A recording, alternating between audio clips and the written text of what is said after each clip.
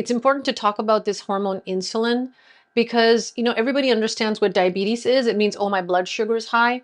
But years and years before that, when we're progressing towards metabolic syndrome, it could just be simple obesity, simple weight gain, which it looks like on the outside. But you could even be either overweight or normal weight and have your insulin levels creeping up.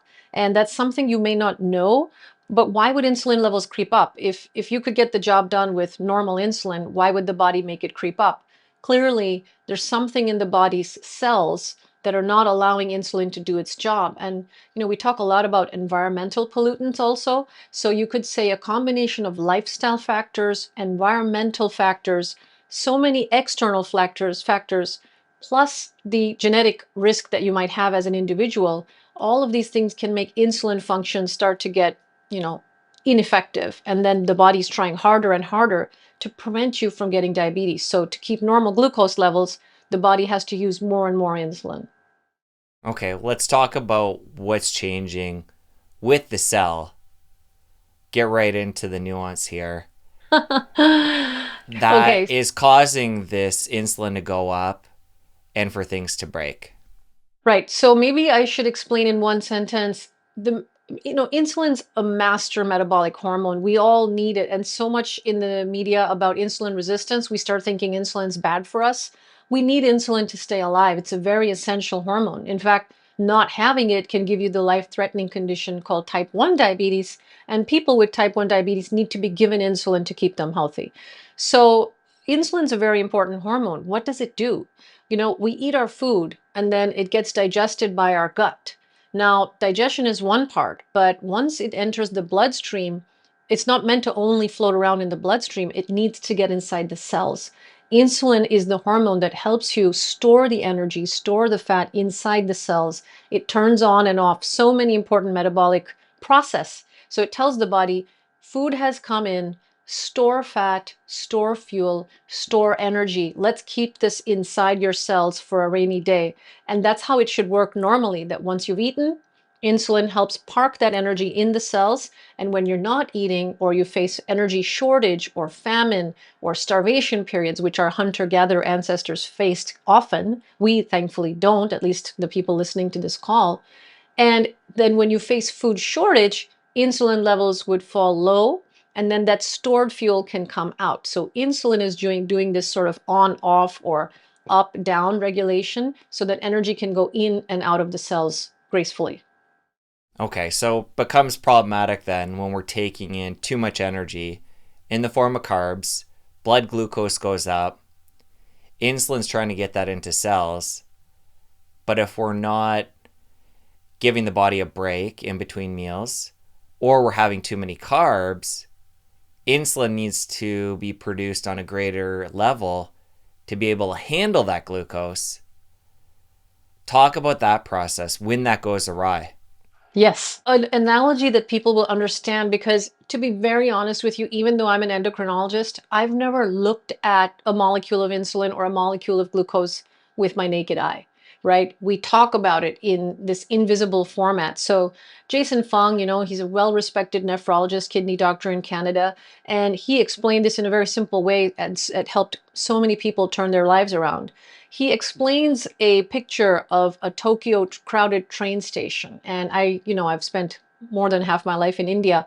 And in India and Tokyo also, you see these very crowded train stations, trains at rush hour packed with people. And in Tokyo, the doors actually close. In India, you have trains with no doors. So people are like dangling out, hanging out the train, holding on to the pole for dear life. But in Tokyo, the example he uses, he shows you how the door is trying to close, but some commuters are trying to still make it inside the train. And so there are people on the train station whose job is to push these passengers into the train. They're literally forcing, they have uniforms on, they have gloves on. Their job is to push these commuters into the train so the train can close. So the analogy is that the passengers trying to get on are the glucose molecules or your energy molecules, fuel molecules, trying to get into the cell. The cell is already full. It's rush hour. The train is full. The cells are overfilled because we have overabundance of nutrition. And insulin is these employees on the train station pushing smashing these people inside the train or in our body, smashing the glucose or the fuel into the cells, trying hard.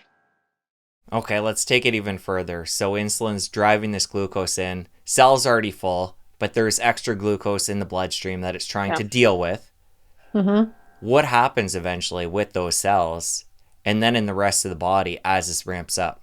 Exactly. And this is why we consider, for example, type 2 diabetes, type 2 diabetes is like the master sort of poster child of what is insulin resistance. When it goes bad, the most obvious disease that we can measure easily is type 2 diabetes, which is high blood glucose, even though you have high insulin.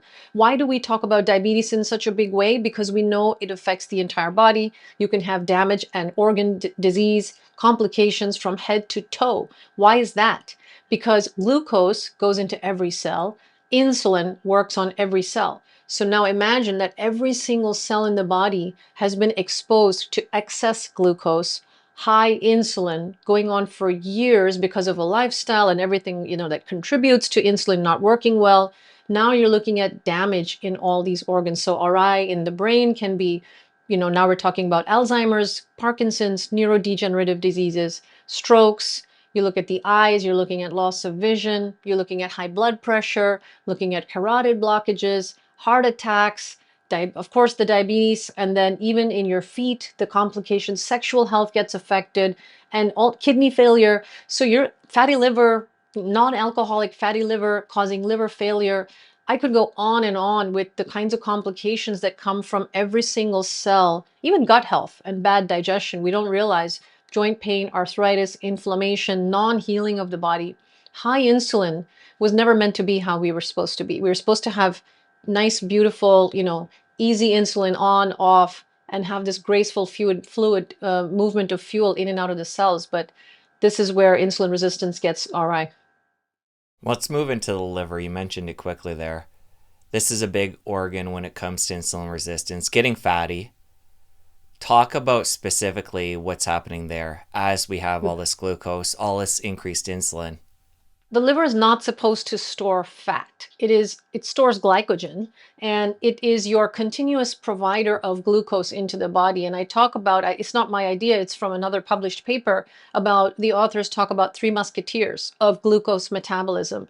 The liver is the glucose provider. What this means is, even when you're fasting, you've not eaten for, let's say, days, your blood glucose would stay stable. Why? Because your liver is continuously doing gluconeogenesis. After a while, even your kidneys can help with this, but initially it's your liver doing gluconeogenesis. It's making new glucose out of fat, protein, anything, stored carbohydrates. So you don't need to eat carbohydrates. Your liver is constantly managing glucose levels to keep them steady. And that's what a healthy liver does. Now, when this fuel excess is coming in, especially when we take in sugar, fructose, processed food that has, sweetened beverages that have sucrose being glucose plus fructose, or lots of fruits, fruit juices, again, high fructose. This is very toxic to the liver. And you'll find that the combination of high insulin, high fructose on the liver creates a very problematic situation of fat accumulation inside the liver. That's not supposed to happen. Even small amounts of fat getting stuck in the liver causes the liver to get diseased. You'll start to see your liver enzymes go up, which is your SG. In India, we call it SGOT or SGPT. In America, it's called ALT and AST.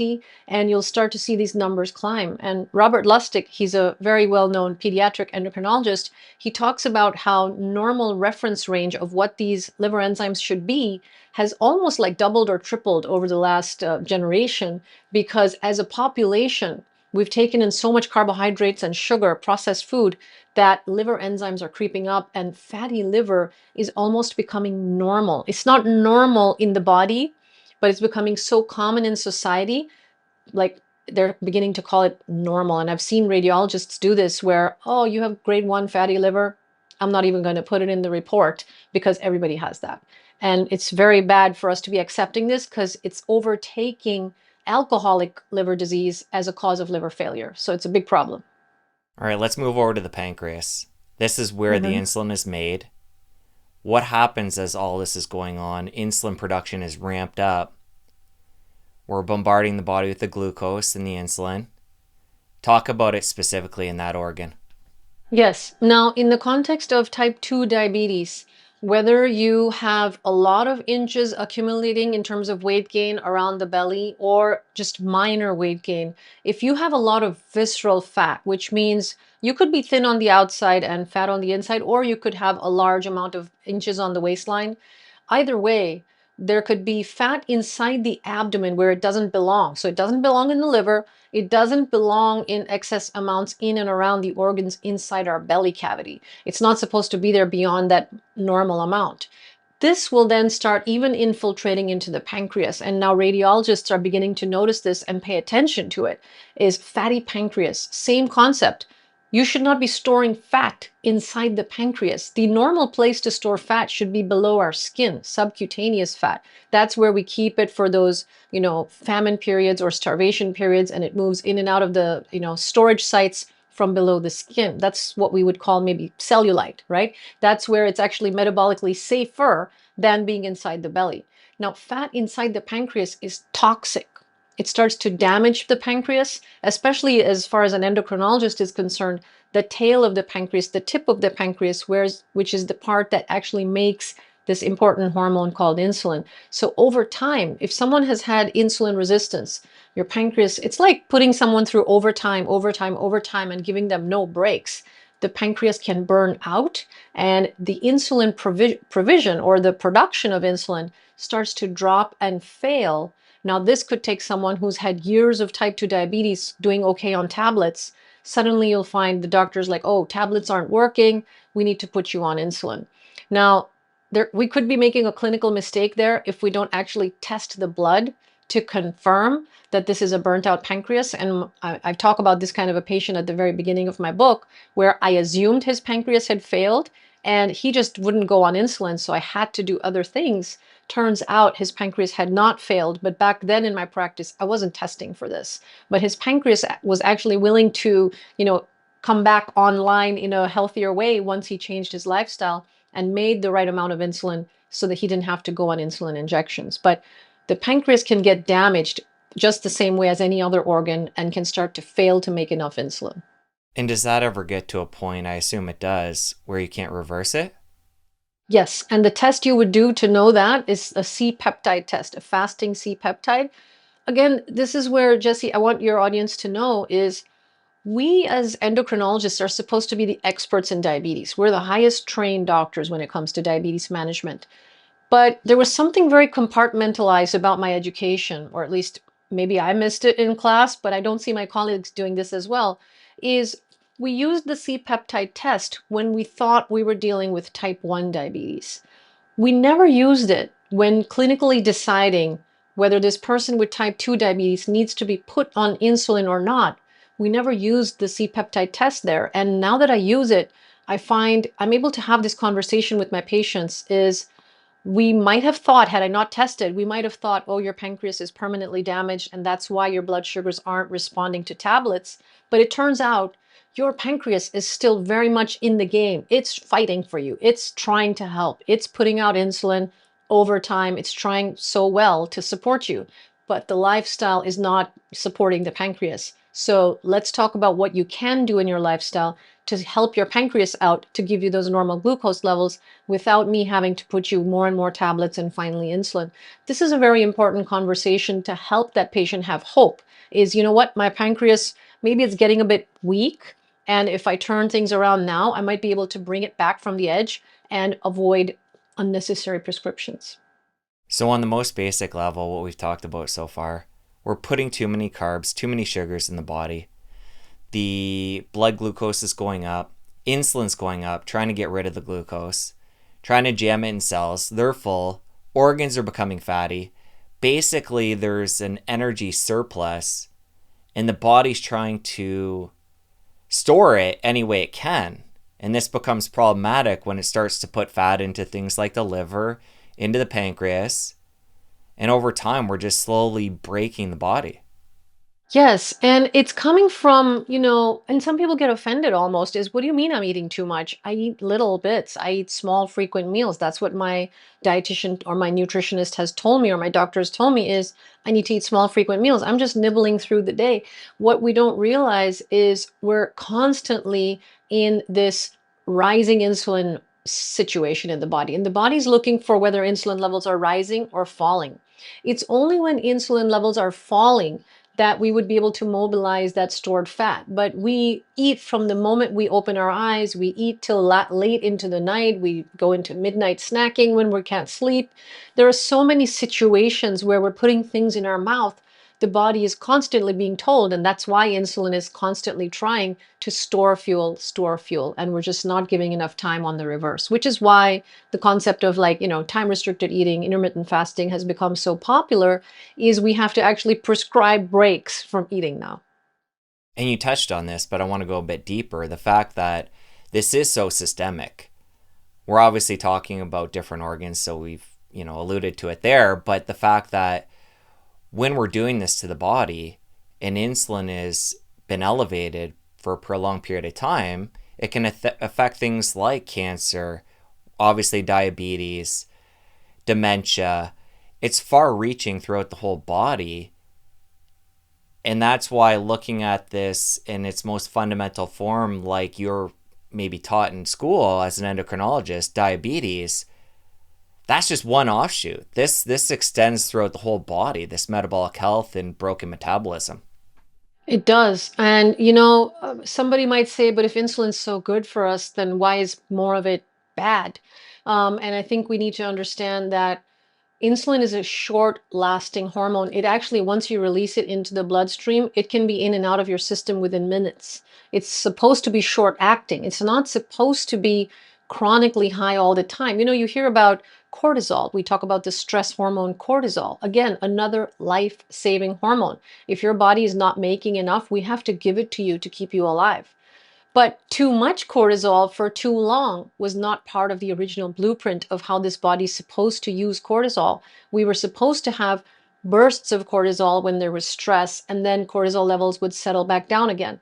And if you have too much for too long, like chronic stress, you see so many conditions that happen, or diseases that can set in from chronic high cortisol. So the idea to understand here is insulin by itself isn't bad, but we need to look at the lifestyle that's constantly driving up insulin. And, we talk a lot about nutrition, and that's the most powerful thing to do to start giving us a break from high insulin. But there are so many other things we can do to help get that relief from constant high insulin levels.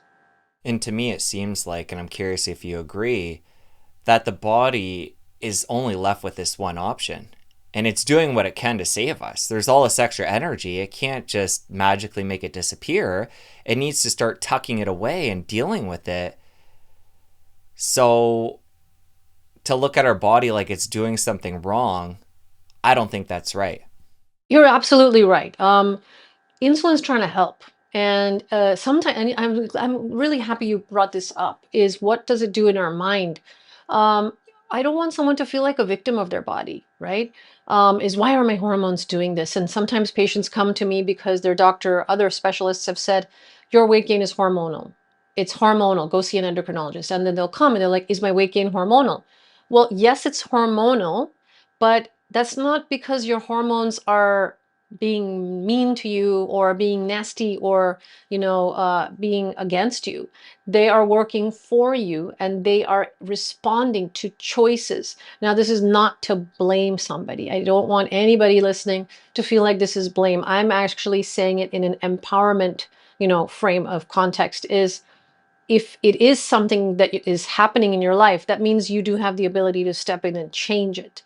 We're not a victim of our hormones.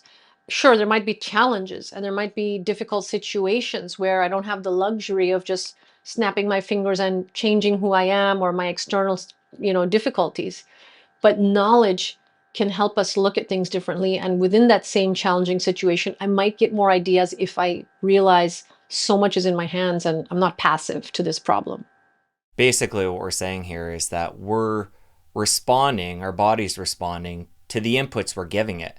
And what we need to do through conversations like this is provide the knowledge so people have an opportunity to make different choices about those inputs that lead to the disaster we've been talking about. Yeah, and the worst thing is, if I meet somebody who's had type 2 diabetes or struggled with weight for 2 decades, right? And then we suddenly meet and they're like, I wish somebody had told me this. Why didn't anybody tell me this before? That's what I don't want to happen.